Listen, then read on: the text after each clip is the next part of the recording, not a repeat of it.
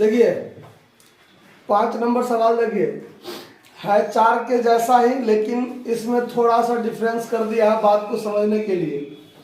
सवाल में है कि 3 व्यक्ति ABC की आय का अनुपात 5-4-3 है और उनके खर्चे का अनुपात 8-5-4 है, और A 1200 की आय में से 800 रुपया बचत करता है। देखिए क्या 80 रुपया बचत करता है, वही 80 रुपया। अब यहाँ देखिए सवाल में है कि ABC के आय का अनुपात और ABC के व्यय का अनुपात, ये है ना, व्यय का अनुपात, ये 2 चीज दिया हुआ है। आय का अनुपात है 5-4-3, आय का अनुपात 5-4-3 और व्यय का अनुपात है 8-5-4। और देखिए कहता है कि A 1200 आय में से बचता है 80 रुपया।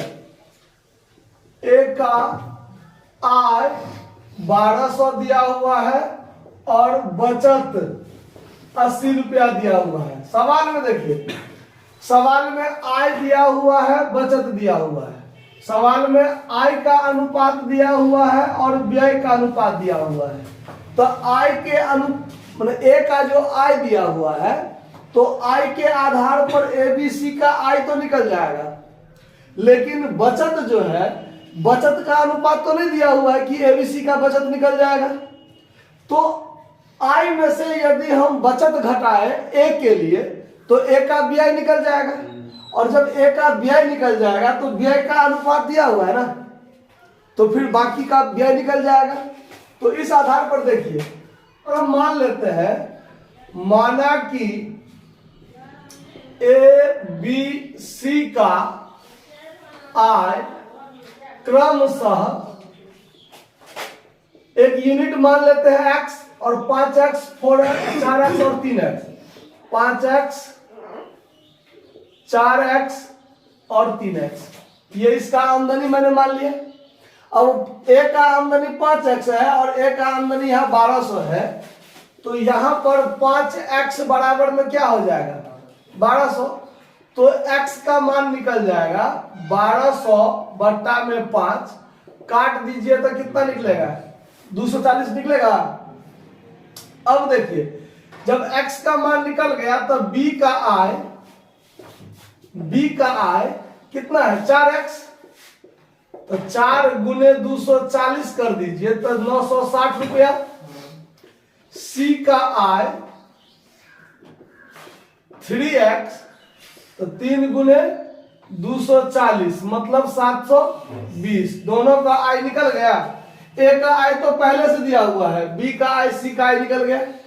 अब प्रश्न में पूछ रहा है B और C की बचत क्या होगा। ठीक, तो अब सबसे पहले हमको B और C का व्यय निकाल लेंगे।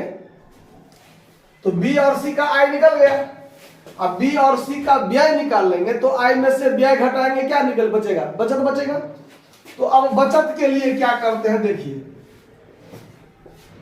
बचत के लिए अब काम करेंगे हम लोग। तो सबसे पहले देखते हैं आय, A का बचत, A का बचत, तो A का बचत कितना, 1200 आय में से, नहीं बचत नहीं, व्यय करना चाहिए। व्यय के लिए A का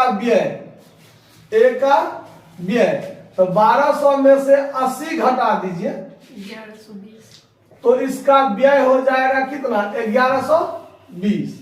अब देखिए यहां लिखते हैं, माना कि फिर से A, B और C का व्यय क्रमशः, फिर एक यूनिट मान लेते हैं, चूंकि व्यय का अनुपात दिया हुआ है, तो 8x, 5x, 4x हुआ ना, और A का व्यय है 8x, तो 8x बराबर में A का व्यय कितना है, 1120 है ना। x का मान निकाल दीजिए, तो 1120 बट्टा कितना, 8, और इससे इसको आप काटिएगा तो 140 हो जाएगा, ठीक है। अब x बराबर 140, तो b और c का व्यय निकाल लेते हैं, इसीलिए b का व्यय, तो b का व्यय कितना है 5x, और 5x का मतलब 5 गुने 140, तो 14 पंचे 70 700। फिर लिखेंगे c का व्यय, तो c का व्यय कितना है 4x, 4 गुने 140 तो 560, ये दोनों निकल गया बी सी का कौन चीज व्यय, और यहां है बी सी का आय। तो अब हमको निकालना है, इसीलिए बी का बचत, तो बी का बचत कितना होगा, तो बी का आय है 960 और इसमें से घटा दीजिए 700, उसका क्या है व्यय, तो इसका बचत कितना 260। और ऐसे ही सी का बचत निकालना है, तो उसका सी का आय कितना है 720, और माइनस सी का व्यय कितना है 560, घटाइएगा तो कितना बचेगा 160। 160। मतलब ये दोनों आपका क्या हो गया आंसर। आया समझ में बात, कहीं कोई दिक्कत, नोट कर लीजिए।